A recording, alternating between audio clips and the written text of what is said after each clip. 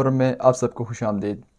आज हमने सीपीसी के ऑर्डर 1 से लेके ऑर्डर 21 तक डिस्कस करने हैं, वो भी फिंगर टिप्स पे।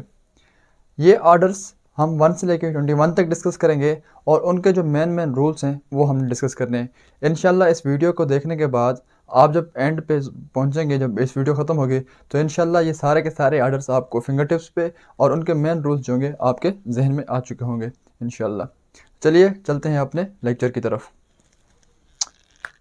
ऑर्डर 1 से लेके हमने 21 तक पढ़ने हैं, ठीक है। अब जो ऑर्डर 1 है वो किससे डील करता है? Parties of the suit. अब पार्टीज ऑफ सूट जाने से पहले, या इसका जो मेन ऑर्डर है, सॉरी मेन रूल है इस ऑर्डर 1 का, वो पढ़ने से पहले मैं आपको बता दूं कि पार्टीज़ की कितनी किस्म होती हैं। जो किसी भी सूट में पार्टीज़ होती हैं तो उसकी कितनी किस्म होती हैं? उसके होते हैं 4 अक़साम। पहले जो पार्टी होती है वो होती है नेसेसरी पार्टी, लाजिम फरीक, मतलब उस पार्टी का होना बिल्कुल लाजिम होता है, ठीक है। उस पार्टी के अलावा आप अपनी जो डिक्री है उसको आप इफेक्टिव नहीं बना सकते। फॉर सपोज ए, बी और सी का मसला है, ठीक है। तो बी ने प्रॉपर्टी छीन ली किससे? ए से। अब बी प्रॉपर्टी छीन के सी को दे देता है। तो अब बी ए क्या करता है? बी के खिलाफ पर्चा दायर करवाता है, सूट फाइल करता है, सी को मेंशन नहीं करता। जब बी के पास एग्जीक्यूशन के लिए जाएंगे तो वो कहेगा मेरे पास तो कोई प्रॉपर्टी नहीं है। तो इस वजह से जो सी को यहाँ पे शामिल करना लाजिम है, तो सी क्या हो जाएगा? लाजिम फरीक हो जाएगा। उसके बाद ये प्रॉपर पार्टी।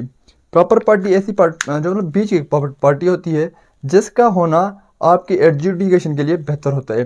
फॉर सपोज अब इस्लामाबाद में ज़मीन खरीदते हैं और तो उसका रिकॉर्ड किसके पास रखवाते हैं? सीडीए के पास रिकॉर्ड होता है। तो अब आपने अपने केस को प्रॉपरली एडजुकेट कराने के लिए सीडीए को भी पार्टी बनाना लाजिम है, ठीक है। तो वो क्या बन जाती है? प्रॉपर पार्टी बन जाती है। और एक होती है miss joinder. Miss joinder means आपने कोई पार्टी गलती से ऐड कर दी जिसका कोई केस लेना देना नहीं है, तो वो पार्टी आपने ऐड कर दी तो उसे हम कहते हैं मिस ज्वाइंडर। एक होती है नॉन ज्वाइंडर, जो चौथी किस्म है। वो क्या होती है? आपकी पार्टी जिसको ऐड करना था लेकिन आपने ऐड नहीं किया, तो उसे हम कहते हैं नॉन ज्वाइंडर। तो ये 4 अक़साम होते हैं पार्टीज़ के। अब इन पार्टीज़ को बुलाया कैसे जाता है? तो वो आपको बताता है ऑर्डर 1 रूल 10। अब देखो फॉर सपोज आज आपको पता चला कि बी ने मुझसे ज़मीन छीनी थी, बी ने मेरे से कब्ज़ा किया था। अब बी ने किसको दे दिए? सी को दे दिए। अब पहले आज जब अपनी सूट फाइल की थी तो उसमें सिर्फ आपने बी को मेंशन किया था, सी को मेंशन नहीं किया था। तो अब आप एप्लीकेशन देंगे कि भाई मैंने अपनी पार्टी में नेसेसरी पार्टी को इम्प्लीट करना है, नेसेसरी पार्टी को भी, दूसरी एक पार्टी सी पार्टी है, मैंने उसको बुलाना है। तो उसके लिए आप क्या करते हैं? आप एप्लीकेशन देते हैं, ठीक है। वो एप्लीकेशन कौन सी है? ऑर्डर 1 रूल 10 की। Order 1 rule 10, amendment in parties. Amendment in parties. अब देखिए कोई भी पार्टी गलती से ऐड हो गई है, अब उसको बाहर निकालना है, तो उसके लिए भी आपने इसकी एप्लीकेशन देनी है ऑर्डर 1 रूल 10 के तहत।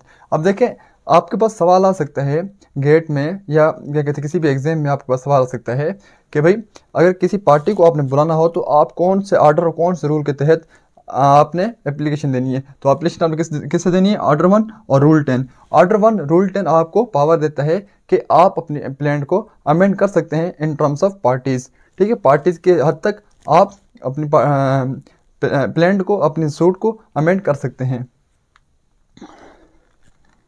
अब देखें ये क्या करेगा? ये किसी को निकाल देगा, ऐड करेगा, किसी को क्या करेगा? या ऐड करेगा, या किसी को निकाल देगा, रिमूव कर देगा, या किसी का चेंज कर, रिप्लेस कर देगा, ठीक है। अब रिप्लेस में कैसे है? फॉर सपोज कि आपने सूट फाइल की हुई है, तो सूट में जो बंदा जिसके खिलाफ आपने फाइल की हुई है वो फौत हो जाता है, तो आप उसके लीगल हियर का नाम देके उस सूट को आगे कंटिन्यू रखवा सकते हैं, ठीक है। तो ये क्या होता है ऑर्डर 1 रूल 10 के बारे में। अब ऑर्डर 1 के साथ आपने ऑर्डर 6 रूल 17 को पढ़ना है, क्योंकि बहुत किसके साथ रिलेटेड है? अमेंडमेंट के साथ रिलेटेड है। अब जो ऑर्डर 6 रूल 17 है वो बताता है अमेंडमेंट इन द फैक्ट्स, ठीक है। अमेंडमेंट इन द फैक्ट्स, ये आपने यहाँ पे पार्टीज को चेंज किया, ठीक है, कि भाई मेरा फलाना बंदा था, वो फौत हो गया, अब उसके बेटे को, उसके लीगल जो वर्सा जो उसके हवारिस हैं उनको मैंने बुलाना है, ठीक है। उनसे मैंने अपने सूट कंटिन्यू करनी है, तो उसके लिए आप एप्लीकेशन देंगे, ठीक है। एप्लीकेशन देने के बाद एप्लीकेशन अप्रूव होगी। अप्रूव होने के बाद फिर आपने एक अमेंडेड प्लान कोर्ट में दाखिल करनी है, ठीक है, कोर्ट में फाइल करनी है, फिर कोर्ट में दोबारा आपने एक अमेंडेड प्लान देनी है, ठीक है। अब जितनी मरतबा आपको एप्लीकेशन देंगे अपनी प्लान को अमेंड करने के लिए, उतनी दफ़ा आपने वो प्लान कोर्ट में जमा करानी होती है, ठीक है। अब आपने फैक्ट्स में चेंज करानी है, ठीक है, किसमें? फैक्ट्स में। अब आपने सूट फाइल की है कि भाई मुझे चाहिए पोजीशन, ठीक है, इस बंदे ने मेरी प्रॉपर्टी के ऊपर कब्जा कर लिया है, आप किसके लिए जाते हैं? रिकवरी ऑफ पोजीशन के लिए जाते हैं। अब आप पता चला है कि उसने आपकी प्रॉपर्टी को नुकसान भी पहुंचाया है, तो आप फिर कोर्ट को एप्लीकेशन फाइल करेंगे, और वो कौन सी एप्लीकेशन फाइल करेंगे? ऑर्डर 6 रूल 17 के तहत। ऑर्डर 6 रूल 17 के तहत मतलब किसी भी फैक्ट में अगर आपने चेंजिंग करनी हो, आपने अमेंडमेंट करनी हो, तो वो ऑर्डर 6 रूल 17 आपको ऑथराइज करता है, आपको पावर देता है। और ऑर्डर 1 रूल 10 आप किसके लिए हवाले किसके हवाले से बोलता है? पार्टीज के हवाले से, ठीक है। Order 1 rule 10 amendment of the parties, order 6 rule 17 amendment of the facts, ठीक है। तो ये था किसके बारे में? Amendment of the plaint. जब भी आप कोई दावा दायर करते हैं, उसको अमेंड करना हो सिविल सूट को, तो आप कैसे करते हैं? ऑर्डर 1 रूल 10 के तहत और ऑर्डर 6 रूल 17 के तहत, तो आप उसको अमेंड कर सकते हैं। तो ये किसके बारे में था? ऑर्डर 1 रूल 10 के बारे में। ये जो इंपॉर्टेंट कौन सा रूल है? रूल 10 है। अब हम चलते हैं ऑर्डर 2 की तरफ। ऑर्डर 2 जो हमें बताता है, ये पार्टीज जो है ना, मैंने आपको बता दी। ऑर्डर 2 रूल 2, ये क्या है? फ्रेमिंग ऑफ द सूट, ठीक है। अब जब आप सूट फाइल करते हैं, तो सूट में आपने सारा का सारा जो भी आपका क्लेम है कि भाई आपको चाहिए क्या, आपको चाहिए क्या। अगर देखो फॉर सपोज आपको पता था कि इस बंदे ने मेरे प्रॉपर्टी के ऊपर कब्जा कर लिया है, लेकिन आपको ये पता नहीं था कि उसने आपकी प्रॉपर्टी को अंदर से नुकसान भी पहुंचाया है, जो आप डैमेजेस उससे क्लेम कर सकते हैं। अभी आपने सिर्फ क्या किया? रिकवरी ऑफ पोजीशन के लिए, मतलब कब्जा छुड़ाने के लिए आपने कोर्ट में दावा दायर किया। अब जब कोर्ट देखेगी, कोर्ट आपको क्या दे देगी? आपको कब्जा वापस दिला देगी। अब आप जाते हैं प्रॉपर्टी में, आप जब प्रॉपर्टी में अंदर घुस रहे हैं, ठीक है, अपनी प्रॉपर्टी के अंदर जा रहे हैं, दाखिल हो रहे हैं, तो आप देखते हैं कि मेरी प्रॉपर्टी तो बहुत सारा नुकसान हुआ पड़ा है। तो आप कोर्ट के पास दोबारा नहीं जा सकते कि भाई आपने जो पोजीशन लेके दी है उसके ऊपर इतना मुझे नुकसान हुआ है, आप मुझे वो भी लेके दें। अब आप नहीं ले सकते। जो भी आपका क्लेम है वो आपने पहले से ही आपने क्लेम करना होता है, अदरवाइज आप उसको क्लेम नहीं कर सकते। ये जो रूल हमने पढ़ा था कंस्ट्रक्टिव रेसिड्यूटी का, कि आपने कोई अगर आपसे क्लेम छूट जाता है, कोई क्लेम आपसे मिस हो जाता है, तो आप उसको दोबारा क्लेम नहीं कर सकते। अगर वो आपको ड्यूरिंग द ट्रायल पता चल जाता है कि हाँ भाई इसने मेरी प्रॉपर्टी को नुकसान पहुंचाया है, मैं अगर पोजीशन के लिए जाऊंगा तो मुझे नुकसान का पैसे नहीं मिलेंगे, हर्जाना नहीं मिलेगा, ठीक है, डैमेजेस मुझे नहीं मिलेंगे, तो आप उसको क्या कर सकते हैं? ऑर्डर 6 रूल 17 के तहत उसको अमेंड कर सकते हैं। अब देखें कंस्ट्रक्टिव रेसिड्यूटी का कौन बताता है हमें? Order 2 rule 2। ऑर्डर 3 किसके बारे में है? प्लीडर्स और एजेंट्स के बारे में, कि भाई आपने अपना वकील या आपने किसी को प्लीडर बनाना है तो कैसे बनाएंगे, वो ऑर्डर 3 बताता है। उसके टोटल 3-4 ही रूल्स हैं। और उसके बाद है order 4 institution of the suit. आपने सूट कहाँ पे फाइल करनी है, कैसे फाइल करनी है, वो सारा आपको ऑर्डर 4 बताता है, ठीक है। अब ऑर्डर 2, ऑर्डर 3 और ऑर्डर 4 ये बिल्कुल सिंपल और बहुत ही मतलब छोटे छोटे ऑर्डर्स हैं, ठीक है। ऑर्डर 2 आपको बताएगा कि आपने सूट फ्रेम कैसे करना है।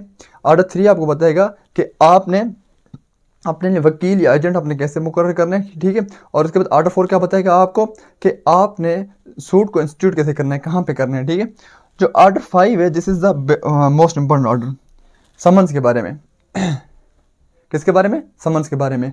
अब समन का मकसद क्या होता है? समन का मकसद ये होता है कि आप अगली पार्टी को ये बताएं कि आपके खिलाफ कोई पर्चा या कोई दावा दायर हुआ है, तो आए आप अपना डिफेंस में अपना डिफेंस पेश करें, ठीक है, अपना राइट टू डिफेंस इस्तेमाल करें आके। अगर वो नहीं आता, अगर वो समन सर्व होने के बाद भी नहीं आता, तो उसको हम एक्स पार्टी कंसिडर करते हैं। अच्छा, तो यहाँ पे अब देखो समन सर्व कैसे होता है। समन कोर्ट का एक बंदा होता है, प्रोसेस सर्वर जिसे कहते हैं हम। प्रोसेस सर्वर कहता है कि प्रोसेस सर्वर वो क्या करता है, वो समन्स को लेके जाता है। जब समन दिया जाता है तो समन किसके खर्चे से आता है? जिसने दावा दायर किया है उससे खर्चे से, उसने उसकी फ़ीस देनी होती है। अगर वो फीस नहीं देता तब भी उसका केस क्या होता है? डिसमिस हो जाता है। वो हमने इंशाल्लाह थोड़ी देर में डिस्कस करना है। अब प्रोसेस सर्वर क्या करता है? कोर्ट से समन लेके चला जाता है जहाँ पे प्लेंटिफ ने जिस जगह की एड्रेस दी होती है उस एड्रेस पे, और वहाँ पे जाता है। अगर वो बंदा मिल जाता है तो वो उस बंदे को दे के उसके बैक साइड पे, समन के बैक साइड पे, अब समन कितनी टोटल कापीज कितनी होती हैं? 3। एक जो डिफेंडेंट है उसके पास हो जाती है, दूसरी प्रोसेस सर्वर उसके ऊपर एंडोर्समेंट करवाते हैं तो उसके पीछे, और तीसरी किसके पास चली जाती है? रजिस्ट्री के पास। अगर मतलब वो बंदा नहीं मिलता तो हम उसको रजिस्ट्री या टीसी वगैरह करवा सकते हैं। अब जो पहली कापी है वो तो उसको देते हैं डिफेंडेंट को, जो दूसरी कापी है प्रोसेस सर्वर उसके पीछे उससे एंडोर्समेंट करवाएगा कि हाँ भाई ये मैं फलाना बंदे को मैंने इस फलानी तारीख को फलाने टाइम पे ये इसको मैंने दे दिया है, उसने उसने खुद ले लिया है। तो उसे हम कहते हैं पर्सनल सर्विस। ठीक है, उसे हम क्या कहते हैं? Personal service. उसे हम क्या कहते हैं? Personal service. कि प्रोसेस सर्वर जो प्यादा है वो खुद जाए और वहाँ पे वो खुद बंदा जिसके डिफेंडेंट खुद मिल जाए उसे, तो उसे हम कहते हैं पर्सनल सर्विस। अब ये कोर्ट में जाके दिखाएगा कि ये भाई देखो मैं गया तो उसके घर में, उसके वो खुद बंदा मिला है, उसको पता लग गया है। तो अब कोर्ट अपनी नेक्स्ट कार्रवाई करेगी। ठीक है, वो जैसे प्रोसेस सर्वर की जो भी एंडोर्समेंट होती है, ठीक है, जो प्यादा होता है प्रोसेस सर्वर प्यादा, ठीक है, जो प्यादा होता है उसकी जो भी एंडोर्समेंट होती है वो जो भी कहता है कोर्ट में आके, ठीक है, उससे फिर हलफ पे बयान रिकॉर्ड करवाया जाता है कि हाँ भाई आपने उसको वाकई दे के आए कि नहीं दे के आए, वो था नहीं था, वो सारा का सारा उसे रिकॉर्ड बयान जो उसका रिकॉर्ड होता है वो हल्फ पे रिकॉर्ड होता है। अब जब वो रिकॉर्ड करवाएगा वो एंडोर्समेंट कॉपी कोर्ट को देगा, तो उसके बाद कोर्ट आगे फर्दर प्रोसीड करती है। ठीक है, उसके बाद क्या होता है, अगर वो बंदा खुद नहीं मिलता तो उसका कोई घर वाला मिल जाता है, ठीक है, कोई रिप्रेजेंटेटिव मिल जाता है, कोई लीगल हियर मिल जाता है, तो वो उसको दे के आता है, तो वो भी वो एंडोर्समेंट करवा मतलब एंडोर्स करवा के आएगा। ठीक है, अगर वो बंदा जाता है लेकिन कहीं पे वो बंदा नहीं है, उसके घर में कोई नहीं है, बाहर ताला लगा हुआ है, तो वो उसके दीवार बाहर क्या करके आएगा? चस्पानगी करके आएगा। ठीक है, उसको अफिक्स करके आएगा। उसे हम क्या कहते हैं? अफिक्सेशन। क्या कहते हैं? अफिक्सेशन, चस्पानगी। और ये जो दूसरा था सर्विस थ्रू रिप्रेजेंटेटिव। और चौथा क्या है? सब्स्टिट्यूशन। देखो पहले क्या होगा, पहले आप जाएंगे पर्सनल सर्विस की तरफ, अगर वो नहीं होती तो फिर आप जाएंगे सर्विस थ्रू रिप्रेजेंटेटिव, और फिर अफेक्सेशन, और फिर सब्स्टिट्यूशन। सब्स्टिट्यूशन से मुराद क्या है? अब बंदा ना पर्सनल सर्विस से आपको मिला, ठीक है, आप प्यादा गया, ना वो बंदा मिला, ना उसके घर वाले मिले, उसने बाहर दीवार पे लगा दिया, ठीक है, ऐसी जगह पे लगा दिया जहाँ से वो क्लियरली जाहिर हो जाए। फिर क्या करते हैं, अगर फिर भी बंदा कोर्ट में नहीं आ रहा, फिर उसके क्या करते हैं? मतलब हमने टीवी में या अखबार में इश्तिहारात वगैरह दिए जाते हैं। तो आजकल तो मॉडर्न ज़माना है, आजकल अगर व्हाट्सएप पे भेजा जाता है, अगर वो डबल टिक हो जाए ब्लू वाला, तो उससे भी क्या करते हैं कि आपको समन रिसीव हो गया है, अब आपको नॉलेज हो गई है कि आपके खिलाफ़ कोई मुकदमा दायर हुआ है, तो आप आके उसे डिफेंड कर सकते हैं। अगर आप नहीं आते तो आपके खिलाफ़ एक्स पार्टी प्रोसीडिंग होती है। ये इसके बाद में ऑर्डर 5 के बारे में। ठीक है, अब देखो एंडोर्समेंट करवाएगा, उसके फिर 3 कॉपीज़ हैं, और उसके फिर टाइप्स कौन सी हैं ये हमने डिस्कस कर ली। अब ये कौन बताते हैं हमें? ऑर्डर 5 बताते हैं। ऑर्डर 5 के साथ साथ इसके सेक्शन जो है सेक्शन 27 CPC का, वो भी इसके बारे में बताता है, समन्स के बारे में बताते हैं। उसके बाद ऑर्डर 6, ऑर्डर 6 के बाद, ऑर्डर 5 के बाद order 6 is the most important order. अब प्लीडिंग, अब आपसे पूछे प्लीडिंग का मतलब क्या होता है? प्लीडिंग का मतलब होता है प्लेंट, ठीक है, और उसके साथ साथ रिटन स्टेटमेंट। अब प्लेंट किसकी तरफ से होती है? प्लेंटिफ की तरफ से। रिटन स्टेटमेंट किसकी तरफ से होती है? डिफेंडेंट की तरफ से। प्लेंट दावा, रिटन स्टेटमेंट जवाब दावा। अब यहाँ पे रूल 7 इसका वो कहता है डिपार्चर फ्रॉम द प्लीडिंग। अब आपने जैसे कि यहाँ पे मैंने बताया, आप प्लेंट को अमेंड कर सकते हैं, आप अपनी प्लीडिंग्स को अमेंड कर सकते हैं, लेकिन इस तरीके से अमेंड करना है कि वो आपकी प्लीडिंग उससे रिलेटेड हो, जो आप अमेंडमेंट कर रहे हैं वो आपकी प्लीडिंग से रिलेटेड हो, आपने उसे डिपार्ट नहीं करना। ठीक है, आप यहाँ पे रिकवरी ऑफ पोजीशन का आपने सूट फाइल किया हुआ है, लेकिन आप अमेंड करते हैं कि मुझे कुछ से कुछ पैसे भी चाहिए, तो वो नहीं हो सकता। ठीक है, तो आपने जो क्या कहते हैं, आपने ऐसा फैक्ट्स अमेंड करने हैं, ऐसी पार्टीज अमेंड करनी है जिसका केस से कोई लेना देना हो। ठीक है, आपने डिपार्ट नहीं करना, आपने अपने केस से बाहर नहीं जाना, आपने अपनी प्रीमिसेस से, अपने हदूद से बाहर नहीं जाना, उस केस की हदूद से बाहर नहीं जाना। अगर बाहर चले जाते हैं तो उसे हम क्या कहते हैं? Departure from the pleading, and departure from the pleading is not allowed. Rule 18 जो हमने बताया, रूल 17 इसका ऑर्डर 6 रूल 17 वो क्या बताता है? Amendment in the facts. अब जो अमेंडमेंट इन द प्लीडिंग्स, ठीक है, मतलब प्लीडिंग्स का मतलब क्या है? अमेंडमेंट इन द फैक्ट्स, आप फैक्ट्स अमेंड कर सकते हैं।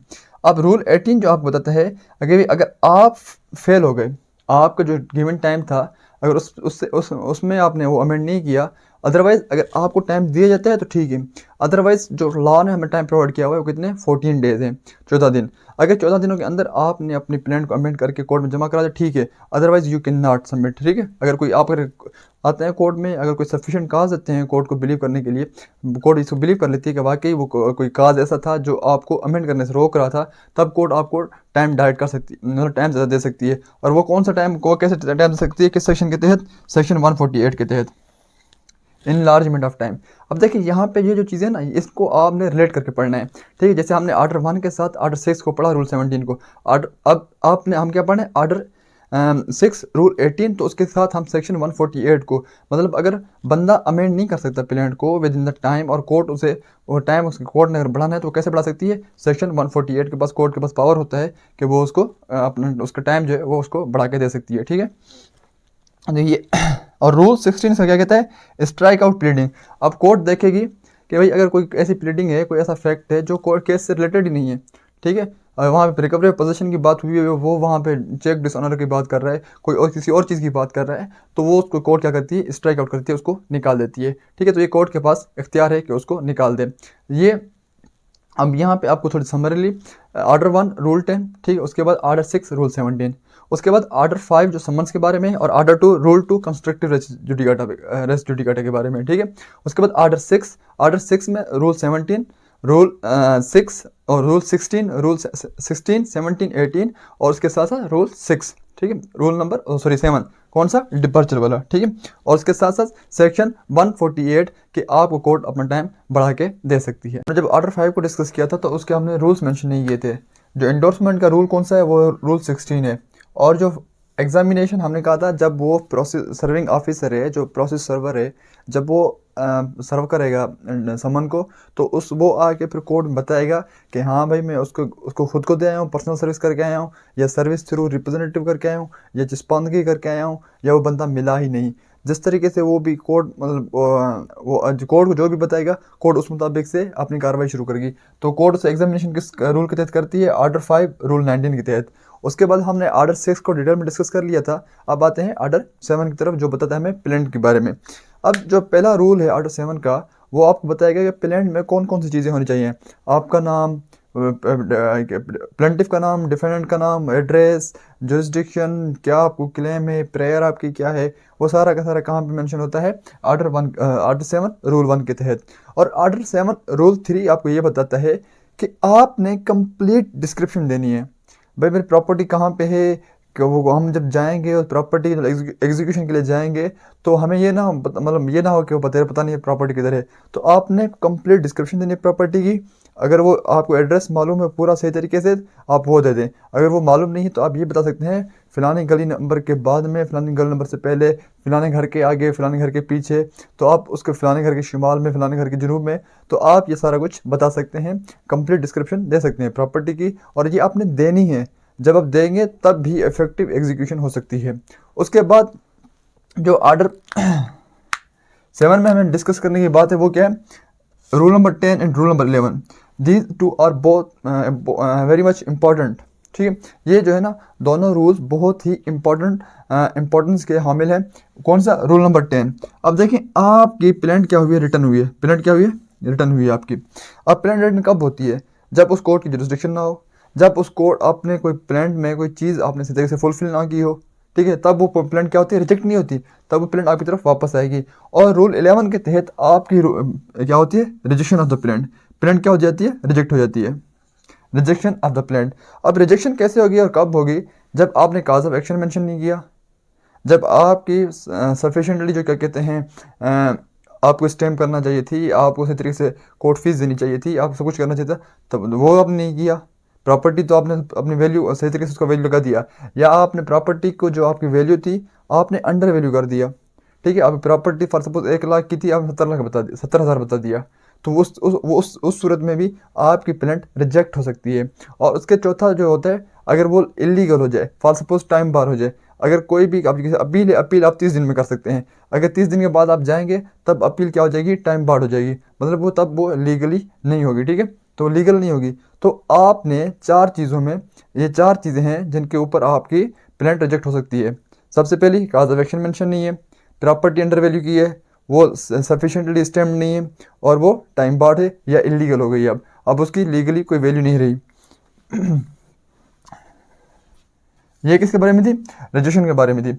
अब अगर इन 4 ग्राउंड्स पे जो मैंने अभी आपको बताए, उस ग्राउंड्स पे आपकी प्लेंट रिजेक्ट होती है, तो रूल 13 के तहत आप फ्रेश सूट फाइल कर सकते हैं। रूल 13 के तहत आप फ्रेश सूट फाइल कर सकते हैं। हमने जब रूल इसके सेक्शंस पढ़े थे, सेक्शन 11 ठीक है। और सेक्शन 12 जब हमने पढ़ा था कि आप फर्दर रेस ड्यूडिकाटा और रेस सब्जुडिस ये कहते हैं कि आप फर्दर सूट फाइल नहीं कर सकते, ठीक है। रेस सब्जुडिस क्या, स्टे ऑफ द सूट, और रेस ड्यूडिकाटा कि आप फर्दर सूट फाइल नहीं कर सकते। लेकिन ये एक्सेप्शन है रेस ड्यूडिकाटा की। अगर आपके पास सवाल आ सकता है कि what is the exception to the res judicata, तो जो या आप कौन सी ऐसे एक्सेप्शन है जिसमें आप दोबारा सूट फाइल कर सकते हैं, अगर वो इन 4 ग्राउंड्स पे जो मैंने आपको बताया, काज ऑफ एक्शन ना हो, प्रॉपर्टी अंडर वैल्यू हो, ठीक है, प्रॉपर जो आपकी प्लांट हो सफिशिएंटली स्टेम ना हो, और उसके अलावा टाइम बार्ड हो, ठीक है, या इलीगल हो, तब भी आप नहीं कर सकते। हाँ, उसके बाद आप क्या कर सकते हो, फ्रेश सूट फाइल कर सकते हो। After rejection of the plaint you can file the fresh suit and this is the exception to the general res judicata, ठीक है। जो रेस ड्यूडिकाटा है उसकी क्या है, वो एक्सेप्शन है। अब रूल नंबर 19 ये कहता है इसी सेम ऑर्डर का कि आपने एड्रेस देनी है। किसकी एड्रेस देनी है, आपने डिफेंडेंट की एड्रेस देनी है। अब डिफेंडेंट की एड्रेस क्यों देंगे, ताकि वहाँ पे समन जाके सर्व होए। अभी हम उसके बाद हमने आर्डर 9 पढ़ना है। अगर समन सर्व नहीं होता तो फिर क्या होगा आपके सूट के साथ, आपके प्लान के साथ क्या होगा, वो हमने पढ़ना है। अभी देखें, एड्रेस अगर आप नहीं दी इसी तरीके से, या आपने एड्रेस देनी है। एड्रेस क्यों देनी है, ताकि समन सर्व हो। अगर आप रूल नंबर 21 यही बताता है consequences of failure of to give the address of the plaint. अब अगर आप डिफेंडेंट की एड्रेस नहीं देते तो भाई समन हमने कहाँ पे सर्व करने हैं। समन जब सर्व ही नहीं होगा तो उस बंदे अगले बंदे को पता कैसे चलेगा। जब समन सर्व नहीं होता, जब समन रिटर्न आ जाता है अनसर्व्ड, तो सूट डिसमिस हो जाती है। अब आपने समन भेजा, ऐसी क्या कहते हैं एड्रेस दे दी, या ऐसे आपने एड्रेस कोई दी नहीं, अब समन तो चला गया लेकिन उस तरह किसी ने रिसीव नहीं किया। प्रोसेसर वाला के बताएगा मैं समन तो लेके गया था लेकिन ये एड्रेस गलत है, ठीक है, या किसी ने रिसीव नहीं किया, तो क्या हो जाएगा, फिर आपने दोबारा समन्स के लिए अप्लाई करना है, ठीक है, फिर सही एड्रेस दे के। अगर समन सर्व नहीं होगा, समन रिटर्न होता है अनसर्व्ड, तो आपकी पेमेंट क्या हो जाती है, रिजेक्ट हो जाती है, आपका सूट क्या होता है, डिसमिस हो सकती है।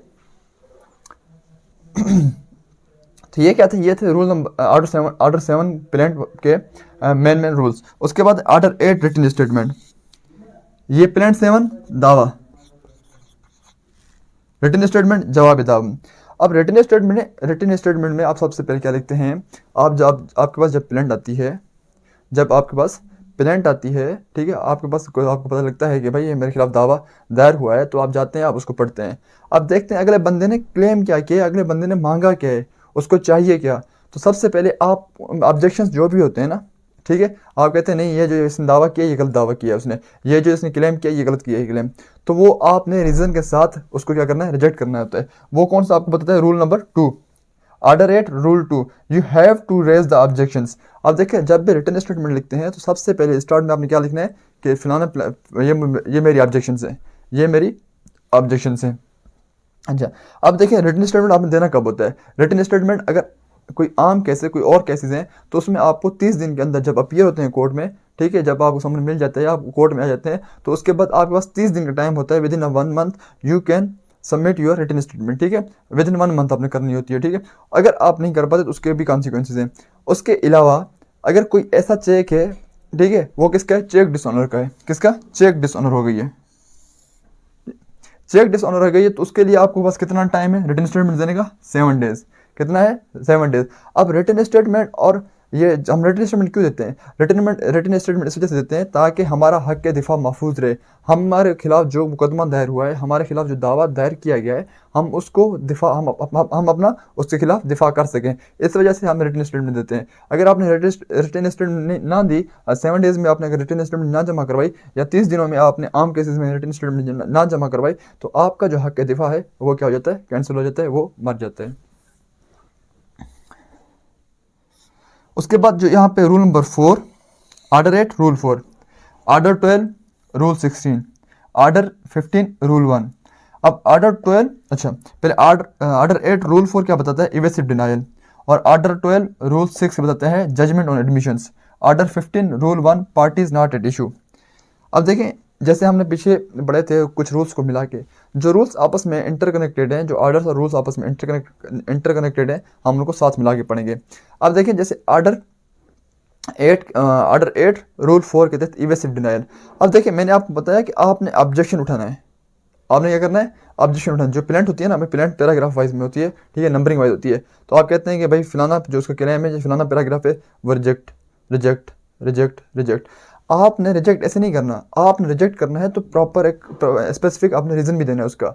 आपने सिर्फ मतलब ऐसे एवेसिव डिनाइल नहीं करनी। एवेसिव डिनाइल का मतलब ये होता है आप किसी चीज़ को रिजेक्ट तो कर रहे हैं लेकिन विदाउट एनी रीज़न, आप किसी चीज़ पे ऑब्जेक्शन उठा रहे हैं लेकिन विदाउट एनी रीज़न, ठीक है। आपने कोर्ट को बताना है कि हाँ भाई ये जो इसने क्लेम किया है, दावा किया है, मैं इसको रिजेक्ट करता हूँ, वाई वो भी आपने मेंशन कर देना है। अगर सिर्फ आपने किया rejected rejected, para 7 rejected, para 8 rejected, this amounts to evasive denial. Evasive denial is a indirect admission. Evasive denial क्या होती है? Amounts to the admission. वो किसके बराबर होती है? एडमिशन के बराबर होती है। अब रूल ऑर्डर 12 रूल 16 क्या कहता है? ऑर्डर 12 रूल 6 कहता है कि अगर कोई जजमेंट कर रहा है, अगर सॉरी एडमिशन कर रहा है, तो आपने एडमिशन के बिना पे, जब वो अब एडमिशन कर लेता है तो उसके बिना पे आपने फैसला देना है, आपने जजमेंट देनी है। अब ऑर्डर 15 रूल 1 क्या कहता है? Parties not at issue. जब पार्टीज एडमिशन कर रही है, ठीक है, जब एक कोर्ट, मैंने दावा दायर किया है किसी के खिलाफ और कोर्ट में आके मेरे जो भी दावा हैं वो मान लेता है, उसमें एडमिशन कर लेता है, तो इसका मतलब ये है कि पार्टीज में आपस में कोई इशू नहीं है, तो आप जजमेंट, आपने डिग्री अनाउंस करें, आप जजमेंट प्रोनाउंस करें। तो अब जब होगा, ठीक है, तो आपने क्या होगा, आप जजमेंट के लिए जाएंगे, आप एप्लीकेशन देंगे कि भाई उसने इवेसिव डिनाइल किया है, उसने एडमिशन किया है, या पार्टीज में कोई बीच में इशू नहीं है, तो आप क्या करें, हमें जजमेंट दे दें। तो आप जब जजमेंट कैसे होगी आपकी?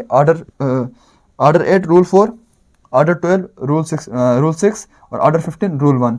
तो ये 3 चीज़ें हैं, ये 3 ऑर्डर्स हैं, ये 3 रूल्स हैं, जिनको देखते हुए आप जजमेंट के लिए एप्लीकेशन दे सकते हैं कि हाँ भाई अगले बंदे ने, डिफेंडेंट ने हमारे जो दावे थे वो मान लिए हैं, उनको एडमिट किया है, तो आप हमें क्या कर दें, हमारे हक में फैसला दे दें। Rule 5 specific denial. आपने एक एक पैराग्राफ उठा के आपने क्या करना है, उसको स्पेसिफिकली विद द रीजन आपने उसको डिनाई करना है। अब रूल 6 इसका कहता है, रूल ऑर्डर 8 रूल 6 किसका? सेट ऑफ का। अब देखें, set off, what is set off? Set off is a counter claim but in suit of money. अच्छा, set off is a monetary claim, ठीक है, ऐसे हम ऐसे कहें, set off is a monetary claim.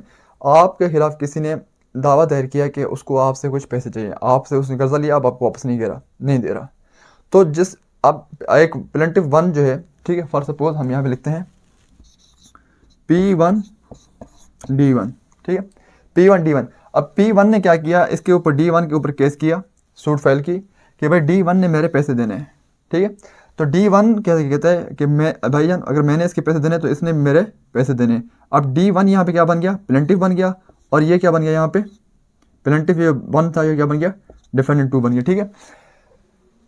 तो मतलब अगर सेट ऑफ, अब ये सेट ऑफ हो जाए, ठीक है, मतलब आपके खिलाफ किसी ने पैसों की वसूली का केस आपने खिलाफ किसी ने दायर किया, और उसने भी आपके पैसे देने हैं, तो आप जो उस रिटन स्टेटमेंट में आप सेट ऑफ क्लेम करते हैं। रिटन स्टेटमेंट आप क्या करते हैं? Monetary claim, it is called a counter claim, ठीक है। आज सेट ऑफ क्लेम करने के लिए आपके पास 4 कंडीशंस होनी चाहिए, ठीक है। पहला क्या कि भाई वो लीगली क्या होना चाहिए? रिकवरेबल होना चाहिए, आप उसको लीगली रिकवर कर सकते हो। ऐसा ना हो कि उसने आज से चर्च वगैरह खरीदी हो, कोई ड्रग्स वगैरह खरीदी हो, आप उसके लिए आ जाएं। या मनी जो सूट है ना, जो पहले बंदे ने, जो P1 ने सूट फाइल की थी, वो क्या, कौन सी सूट है? वो मनी सूट है। और दूसरा क्या है, जो आप चीज़ क्लेम कर रहे हो, जो पैसे आप ऐसे ना कहो कि मुझे कुछ लाख, कुछ हज़ार, कुछ करोड़, आपने कहना है 7 करोड़, 8 करोड़, मतलब आपने अपने पैसों को असरटेन करना है, ठीक है, उनको आपने बिल्कुल वाजे करना है कि कितने पैसे उसने देने हैं आपको। और उसके बाद फिर जुरिस्डिक्शन देखी जाएगी कि भाई जिस कोर्ट में P1 ने केस फाइल किया है, मनी सूट फाइल की है, क्या उस कोर्ट की जुरिस्डिक्शन है जो चीज़ आप काउंटर क्लेम कर रहे हैं उसको सुनने की या नहीं। तो अगर ये 4 चीज़ें होंगी तब आप सेट ऑफ क्लेम कर सकते हैं, otherwise you can not claim for the set of.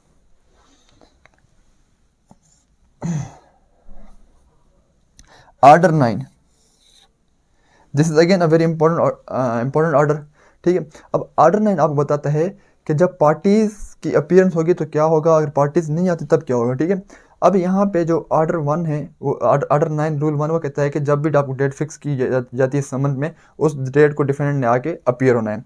अब जो रूल 2 है वो ये कहता है कि जो इसी ऑर्डर का रूल 2, ऑर्डर 9 रूल 2, कि भाई जो प्लेंटिफ है उसने समन्स या कोर्ट फीस नहीं पे की, तब उसकी सूट क्या हो जाती है? डिसमिस हो जाती है। अब हमने क्या पढ़ना है? सूट डिसमिस कैसे हो जाती है, ठीक है। अब देखें, सूट डिसमिस होने का किसको फायदा होगा? डिफेंडेंट को फायदा होगा, प्लेंटिफ को नुकसान होगा। अब जो सूट जिसने फाइल की है, अगर वो पैसे नहीं दे पाता, कोर्ट फीस के पैसे नहीं दे पाता, तो वो क्या हो जाएगी? सूट उसकी डिसमिस हो जाती है। उसके बाद अगर वो दोनों पार्टीज में से कोई पार्टी नहीं आती, दोनों पार्टीज में से कोई एक पार्टी नहीं आती, जो दोनों पार्टी नहीं आती, तब क्या होगा, तब भी सूट डिसमिस हो जाएगा। ये रूल 3 कहते हैं। रूल 5 क्या कहता है? रूल 5 ये कहता है कि अगर जो आपने समन भेजे थे वो समन वापस हो गए अनसर्व्ड, समन किसी को मिले ही नहीं है, तब भी सूट क्या हो जाएगा, डिसमिस हो जाएगा। हाँ, अगर आपने फिर दोबारा 3 महीनों के अंदर अंदर दोबारा दूसरे समन्स के लिए आपने एप्लीकेशन फाइल करनी है, दूसरे समन्स आपने इशू करवाने हैं, अदरवाइज आपकी सूट क्या हो जाती है, डिसमिस हो जाती है। अगर जो रूल 3 के तहत और रूल 2 के तहत सूट डिसमिस हो रही है, रूल 4 के तहत आप उसमें उसको रिस्टोर भी कर सकते हैं और उसको आप फ्रेश सूट भी उसके लिए फाइल कर सकते हैं। तो जब डिफेंडेंट आया है, जब डिफेंडेंट आया लेकिन प्लेंटिफ नहीं आ रहा, तो उसे हम क्या कहते हैं, नॉन प्रोसिक्यूशन। क्या कहते हैं? Non prosecution. जब प्लेंटिफ आता है और सॉरी डिफेंडेंट आता है, प्लेंटिफ नहीं आता, उसे कहते हैं नॉन प्रोसिक्यूशन। अब नॉन प्रोसिक्यूशन में क्या होता है, सूट डिसमिस हो जाता है। क्यों? वो जब आता ही नहीं है, आप क्या कहते हैं, जो उसने दावा किया वो इंटरेस्टेड ही नहीं है, वो दावा करके बस भूल ही गया है, वो एक्टिव नहीं है, ठीक है। अगर वो नहीं आता तब भी उसकी सूट डिसमिस हो जाएगी। एक इसमें शर्त, ये कंडीशन ये है, अगर हाँ उसने दावा दायर किया, अब प्लेंटिफ आता है, सॉरी डिफेंडेंट आता है, डिफेंडेंट आके उसके जो पर्टिकुलर क्लेम्स हैं, ठीक है, कुछ क्लेम्स मानता है, कुछ क्लेम्स रिजेक्ट करता है।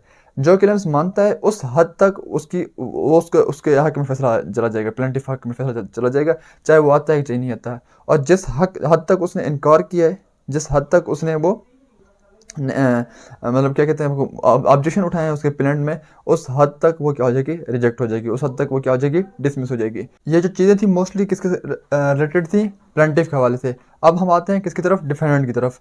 अब यहाँ पे जो एक रूल 6 है वो कहता है जब सिर्फ और सिर्फ प्लेंटिफ आता है, कौन आता है, प्लेंटिफ, तो उसमें 3 कंडीशंस हैं।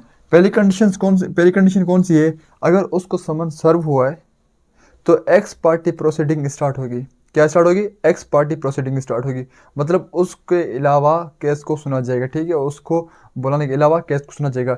जब प्रोसेस सर्वर सर्विंग ऑफिसर आके बताएगा कि भाई ये देखो मैं एंडोर्स करवा के आया हूँ, मेरे से भले आप हल्फन रिकॉर्ड करवा लें अपना मेरा बयान, तो मैं उसको मतलब उससे एंडोर्स करवा के आया हूँ, उसके साइन करवा के आया हूँ, उस बंदे को मैं खुद डॉक्यूमेंट्स दे के आया हूँ, बंदे को खुद मैं समन सर्व करके आया हूँ, उसके बावजूद भी वो नहीं आता, एक्स पार्टी प्रोसीडिंग्स। दूसरी कंडीशन क्या होगी कि भाई उस समन अनसर्व्ड वापस आ गया है, समन क्या आ गया, अनसर्व्ड वापस आ गया है। जब समन अनसर्व्ड वापस आ गया तो हम पिछले में पढ़ा था कि पिछले रूल में कि आपने फिर दोबारा 3 महीनों के अंदर अंदर फ्रेश समन्स के लिए अप्लाई करना है। और तीसरा क्या है, समन सर्व तो हुआ है लेकिन not in due time. For suppose 31 तारीख को सुनवाई थी और समन मिला है 1 तारीख को या मिला है 30 तारीख को, बंदा किधर है, कराची में है, और सुनवाई कहाँ पे है, इस्लामाबाद में है, या केस कहाँ पे, कोयटा में। तो एक ही रात में या एक ही दिन में वो मतलब सफ़र के लिए प्रिपेयर नहीं कर सकता, तो इसी वजह से वो उसको फिर कोर्ट को राज़ी करेगा, कोर्ट को वो एक सफिशिएंट काज देगा कि वाकई मुझे समन नहीं मिला, तो ये मुझे मौका दीजिए, मैं नेक्स्ट हियरिंग में आके आपको बता दूंगा, ठीक है, मैं आपको सेटिस्फाई कर सकता हूँ, या नेक्स्ट हियरिंग से मैं कोर्ट को ज्वाइन कर सकता हूँ। अब जो रूल 7 है वो क्या है, एक्स पार्टी प्रोसीडिंग को क्या करना, सेट असाइड करना, setting aside x party proceeding. Rule 7, rule article 9 का रूल 7। अब देखें प्लेंटिफ क्या हुआ, सिर्फ प्लेंटिफ अपीयर हुआ और डिफेंडेंट नहीं आ रहा, तो वो कहेगा कि मेरे खिलाफ एक्स पार्टी जो प्रोसीडिंग स्टार्ट हुई है आप उसको रोक दें, एक्स पार्टी प्रोसीडिंग को क्या करें, रोक दें, ठीक है। वो रूल 7 के तहत कोई भी आके रीजन देगा, कोर्ट अगर मानेंगे वाकई इसके साथ कोई मजबूरी थी, इसके साथ कुछ ऐसे सर्कमस्टांसेस थे जिसकी वजह से नहीं आ सका, तो कोर्ट उसकी वो एप्लीकेशन मान लेती है।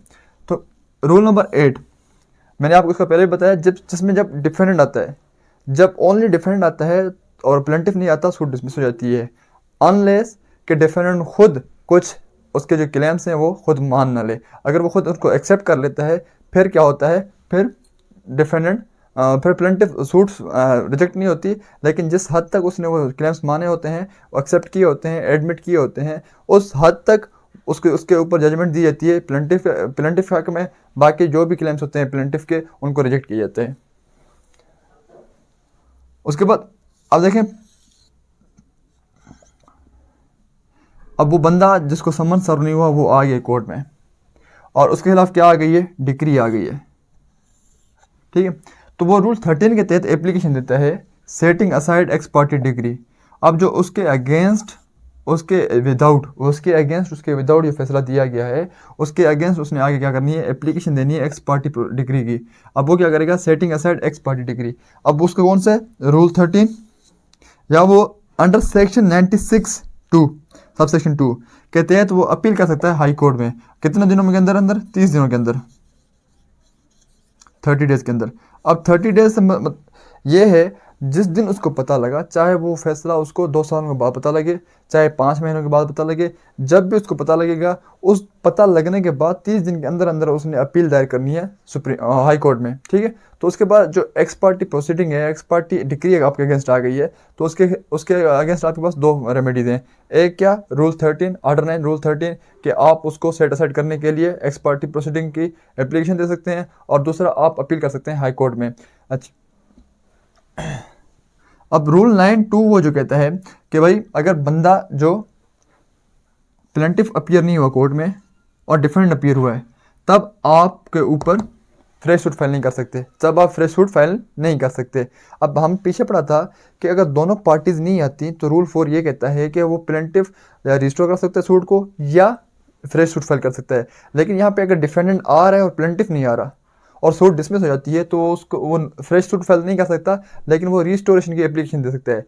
अब देखें जहाँ पे एप्लीकेशन आ रही है, अब एक एप्लीकेशन किसकी है, रिस्टोरेशन की है, एक एप्लीकेशन है सेटिंग असाइड डिग्री की, तो उसमें दोनों पार्टीज़ को नोटिस देना लाजिम है। अगर एक्स पार्टी डिग्री को सेट असाइड करने के लिए एप्लीकेशन आ रही है डिफेंडेंट की तरफ से, तो आपने कोर्ट ने नेसेसरली नोटिस सेंड करना है प्लेंटिफ को। और अगर प्लेंटिफ की तरफ से ये रिस्टोरेशन ऑफ सूट की एप्लीकेशन आ रही है, तो उसका डिफेंडेंट को आपने कोर्ट ने लाजमी नोटिस सेंड करना है, ठीक है। तो this notice are very compulsory and necessary.